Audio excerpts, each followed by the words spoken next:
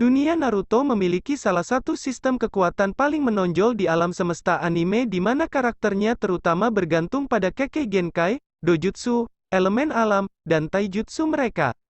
Tanpa cadangan cakra yang cukup, seorang shinobi akan segera tertinggal. Itulah sebabnya hanya sedikit yang memiliki cadangan luar biasa yang dapat membuat tanda di dunia shinobi. Satu-satunya jutsu yang membutuhkan cadangan cakra besar adalah jutsu terlarang, yang sering digunakan shinobi sebagai pilihan terakhir. Ada sejumlah besar jutsu terlarang yang dapat mengubah arus dalam pertempuran dalam sekejap mata, namun, hanya sedikit yang menggunakannya karena ada harga mahal yang harus dibayar. Nah guys, berikut ini ada 7 jutsu terkuat di Naruto yang bisa merenggut nyawa penggunanya. 7. Dragon Life Reincarnation. Teknik reinkarnasi kehidupan naga adalah Kekkei Genkai dari klan Ryuzetsu, yang ditampilkan dalam Naruto The Movie, Blood Prison. Ryuzetsu adalah satu-satunya pengguna yang diketahui dari Kekkei Genkai ini. Ketika Naruto ditikam, Ryuzetsu menyelamatkannya. Dengan teknik reinkarnasi kehidupan naga, dia meletakkan tangannya di atas luka Naruto untuk menyembuhkan. Jika diperhatikan, teknik ini mirip dengan teknik telapak tangan mistik. Saat melakukan jutsu ini, itu membuat seluruh tubuhnya bersinar. Ryuzetsu menyembuhkan dan memulihkan kekuatan hidup Naruto, tetapi itu merenggut nyawanya sendiri. 6. Twin Snake Mutual Death.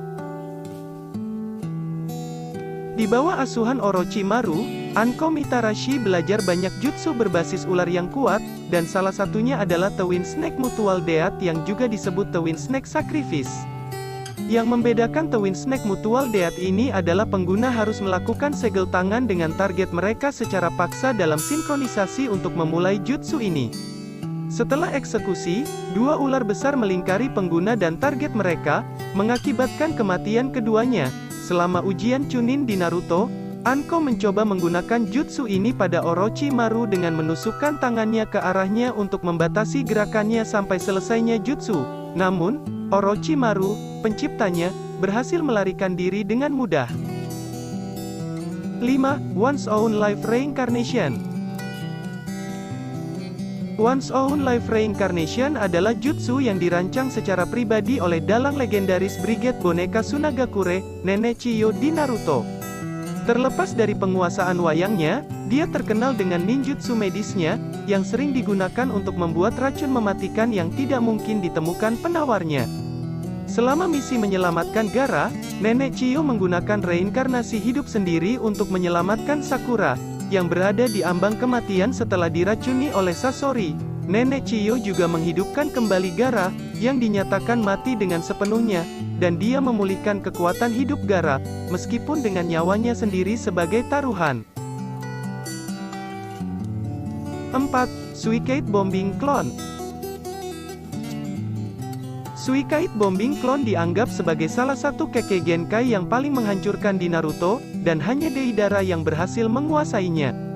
Untuk meningkatkan kemampuannya secara keseluruhan dan menjadi lebih kuat, Deidara mencuri kinjutsu terlarang dari desanya dan menanamkan mulut khusus di tangan dan dadanya. Dia memberi makan tanah liat eksplosif ke mulutnya dan menciptakan sejumlah besar kreasi tanah liat yang eksplosif. Selama pertarungannya dengan Sasuke, Deidara gagal mengalahkan Sasuke dengan segala kemampuannya. Sebagai upaya langkah terakhir untuk mencapai tujuannya, Deidara melakukan jutsu klon bom bunuh diri. Untuk melakukan teknik ini, dia memasukkan sepotong besar tanah liat ke mulut dadanya dan meledak. Ledakan itu cukup besar untuk menghancurkan seluruh hutan, dan Sasuke nyaris tidak berhasil lolos dari ledakan itu. 3. Dead Demon Consuming Seal. Dead Demon Consuming Seal adalah fuinjutsu terlarang yang kuat yang diciptakan oleh klan Uzumaki di anime Naruto. Keberadaan teknik ini tetap menjadi rahasia, bahkan si jenius terkenal dari Konoha, Orochimaru, juga tidak menyadarinya. Dengan menggunakan teknik ini, pengguna melakukan segel tangan yang diperlukan untuk memanggil Shinigami, yang hanya dapat dilihat oleh mereka. Shinigami menggenggam jiwa target dan menyegelnya di perutnya dan pengguna. Dengan demikian, keduanya akan mati. Di anime, Orochimaru dan Minato diperlihatkan menggunakan teknik ini, dan tidak satu pun dari mereka berhasil bertahan. Itulah sebabnya teknik ini dianggap sebagai salah satu jutsu yang menakutkan di anime Naruto. 2. Eight Gate of Death. Sebagai jutsu kuat dan berbahaya, Eight Gate of Death hanya dapat dilakukan oleh mereka yang telah menguasai 8 gerbang dalam di Naruto. Dikatakan bahwa pengguna biasa hanya dapat menggunakan 20% dari potensi penuh tubuh mereka.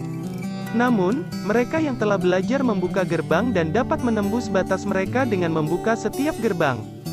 Dibutuhkan waktu yang lama dan latihan yang keras bagi seseorang untuk bisa membuka gerbang pertama sekalipun.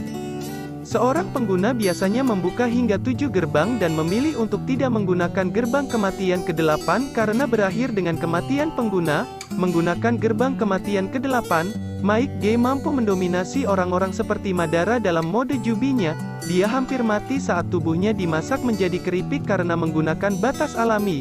Namun, Naruto menyelamatkannya dengan kekuatan 6 jalan. Kekuatan tersebut diberikan oleh Hagoromo kepadanya. Dan yang pertama adalah Outer Patch, Samsara of Heavenly Life Technique. Teknik ini hanya dapat dilakukan oleh mereka yang memiliki Rinnegan dan dapat menggunakan 6 jalan di Naruto. Dengan Neraka Patch, pengguna memanggil Raja Neraka untuk melepaskan jiwa mereka yang baru saja meninggal. Menjadi jutsu yang kuat membutuhkan sejumlah besar cakra, yang dapat dengan mudah menurunkan kekuatan hidup pengguna dan membunuh mereka. Ketika Nagato menggunakan teknik ini, dia menghidupkan kembali ribuan orang, mengakibatkan rambutnya menjadi abu-abu dan tubuhnya melemah, dan dia mati pada akhirnya.